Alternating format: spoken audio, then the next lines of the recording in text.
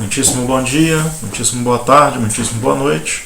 Eu sou o Fred, da Interluminis, e hoje, no nosso curso de Plant Simulation, nós vamos tratar de um assunto muito interessante, que é orientação a objetos. Nós vamos tratar desse paradigma de programação. Então, para começar, o que é o paradigma de orientação a objetos?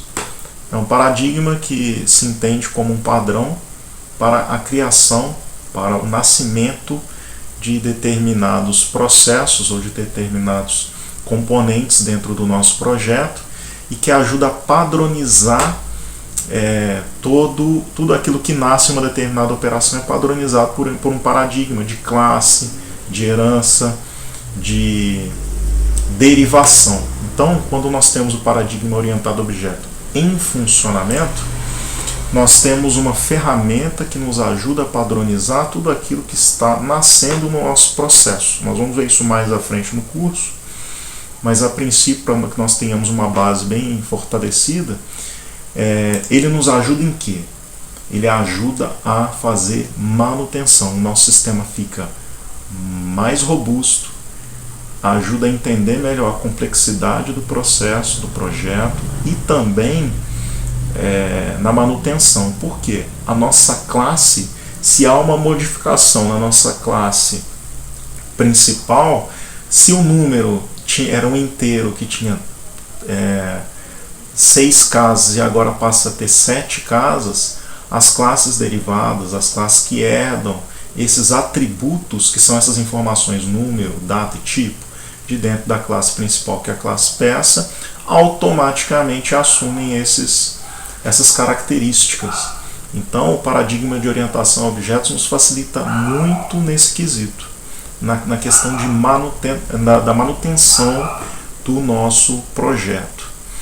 E uma outra questão, que é uma questão muito interessante, além de nós estarmos tratando de classe, o que é a classe?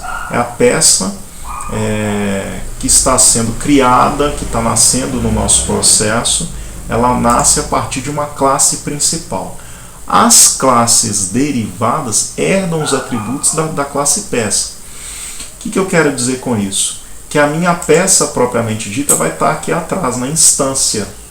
As classes derivadas ajudam a diferenciar peças que têm atributos mais complexos. Ou seja, se eu tenho uma linha de produção que tem peça de exportação e peça normal, que nós temos a peça normal e a peça de exportação.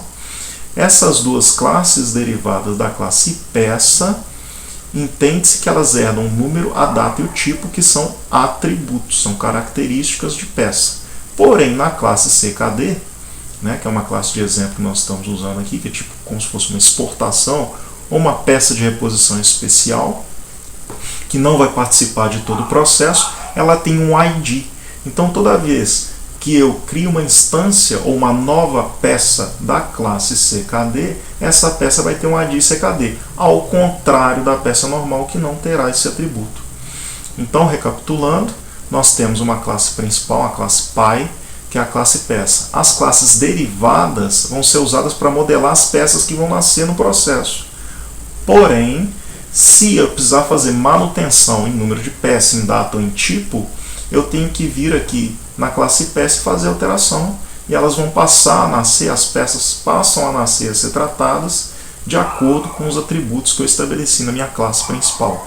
E isso facilita muito no processo de modelagem. Por quê? Se eu tiver que ir de estação em estação para fazer a modificação dos dados, fica inviável manter o projeto.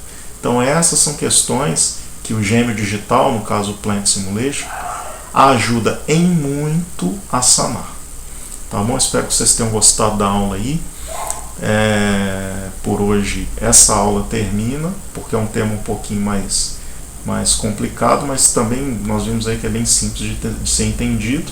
E eu espero vocês na próxima aula. Até breve.